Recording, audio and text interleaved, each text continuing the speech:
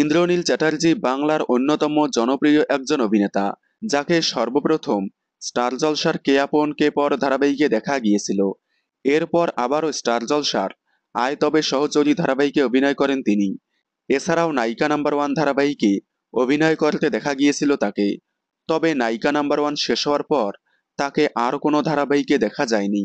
দীর্ঘ বিরতির পর আবারও নতুন ধারাবাহিকে ফিরছে অভিনেতা ইন্দ্রনীল চ্যাটার্জি। আসছে ব্লুজ প্রোডাকশন হাউজের নতুন ধারাবাহিক টেলিপাড়ার গুঞ্জন।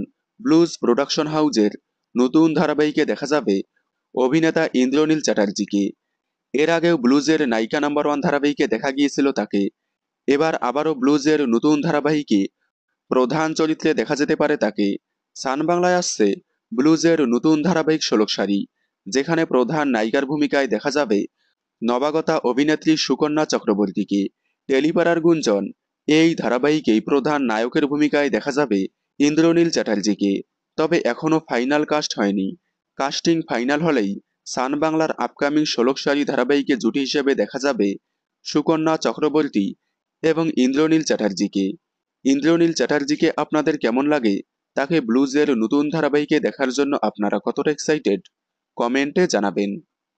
বাংলা বিনোদনের এই ধরনের সকল আপডেট সবার আগে পেতে চ্যানেলটি সাবস্ক্রাইব করে পাশে থাকা বেল আইকনটি বাজিয়ে দিন।